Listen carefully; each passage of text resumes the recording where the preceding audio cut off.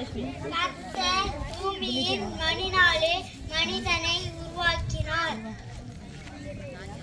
பலியை பார்க்கிலும் கீழ்ப்படிதல் உத்தமம். தன் பாவங்களை மறைக்கிறவன் வாழ்வு அடைய மாட்டான்.